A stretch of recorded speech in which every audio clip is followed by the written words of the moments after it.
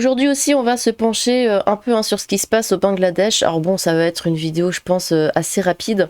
Voilà, on m'a partagé en fait ce petit thread de Maudin Malin qui rentre un peu plus en détail sur ce qu'il se passe là-bas. Parce que j'ai l'impression qu'on n'a quand même pas toutes les infos. Enfin, ça tourne évidemment beaucoup sur ce que les minorités subissent dans le pays. Mais bon, c'est quand même bien d'avoir un autre son de cloche et d'essayer de voir. Apparemment, il parle de gens vraiment qui habitent là-bas et qui en parlent un peu plus en détail. Donc, je me suis dit, bon, ça pourrait être intéressant de se pencher un petit peu plus là-dessus. Donc écoutez, on va y aller tout de suite. Petit trade sur la situation au Bangladesh en deux versions des faits. Bon.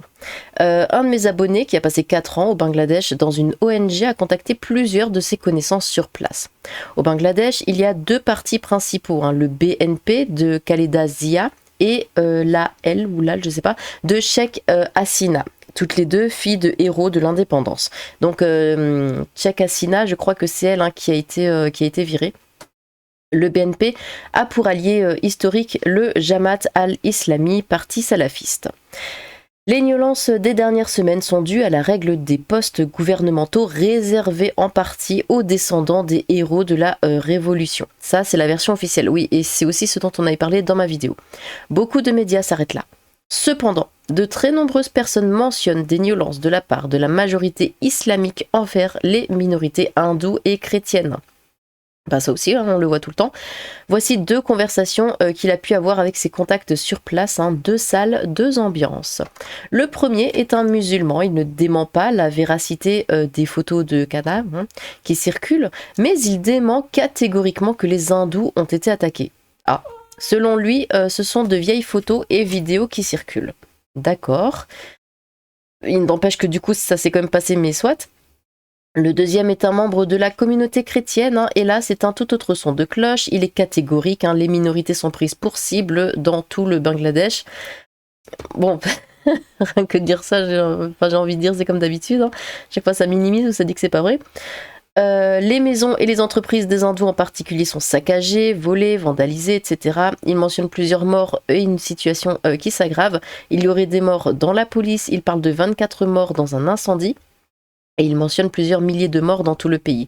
Bien sûr, ces chiffres sont à prendre avec des pincettes. Il n'en demeure pas moins que les violences de la part des musulmans extrémistes envers des minorités au Bangladesh semblent bel et bien être une réalité. Il attend encore les réponses des deux autres personnes, dont une appartenant à la communauté hindoue. Mais pour l'instant, personne n'a répondu, je vous tiens au courant. Bon. Ah oui, du coup, c'est tout en anglais. Donc écoutez, si vous voulez vous amuser à lire, parce que c'est quand même assez long. De toute façon, vous avez les liens dans la description. Donc ici, j'ai un collègue, un ami bengali, il me confirme que les musulmans agressent les hindous depuis des décennies, c'est pas nouveau. J'ai envie de dire, franchement, je sais que c'est moche, mais on n'a jamais de doute, quand à force, avec l'habitude, on n'a plus de doute. Et avec l'expérience aussi, quand on nous dit, ouais, il y a des musulmans qui attaquent, on est là, bah ouais, et comme d'hab.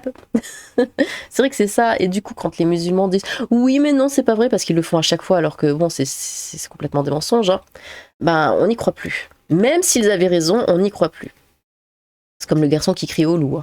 Pendant ce temps, le Bangladesh qui doit sa liberté à l'Inde va s'islamiser et être utilisé par le Pakistan et la Chine pour encercler un peu plus l'Inde, pays libéral et pro-occidental grâce aux hindous, dans ma biographie d'Indira Gandhi qui sort aux éditions machin bidule. Bon. Et sa pub. Mais pourquoi s'attaque-t-il aux hindous ? Parce que c'est une minorité. Et parce que je crois que c'est dans le Coran qu'ils disent que l'islam doit s'étendre, voilà. Il faut que la planète entière soit de religion musulmane parce que sinon ça va pas. Et c'est ça, ce sont des conquérants, c'est leur but, voilà. Leur but, c'est que la planète entière soit islamisée. Point. Il n'y a pas d'autre excuse, il n'y a pas d'autre raison. C'est la base. Faut vraiment être naïf pour croire le musulman. Bah ouais, c'est ça. Et c'est ça qui est terrible, c'est qu'on n'a plus du tout confiance en eux. À raison, attention. Mais on n'a plus du tout confiance en eux. Dès qu'il y en a un qui va dire que oui, mais non, en fait, c'est pas ça, on va pas le croire. Parce qu'on a tellement l'habitude qu'ils foutent le bordel à 24. On les croit plus. Qui va croire un musulman qui veut un nettoyage ethnique ? Bah oui, absolument aucune confiance en la parole d'un musulman. Nous attendons toujours un commentaire de la part du NFP, hein. Qui? Ah, ils sont pas là. Quand il y a ce genre de choses, ils sont pas là. Mais comme j'ai dit, là, ça touche directement leur électorat, donc forcément, ils vont rien dire. Le pire est que je ne doute pas de la sincérité du premier témoignage. Cependant, il y a comme un cependant, il y a une forme d'idolâtrie de mettre sur un piédestal une croyance, une confiance et de rester dans une bulle de confort, un déni, car c'est le seul repère sur lequel s'accrocher. Ça me fait penser au Rwanda.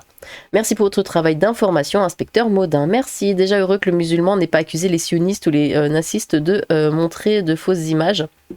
Merci, merci. Ne jamais croire un musulman, c'est la base. Et bientôt... Et bientôt au Portugal.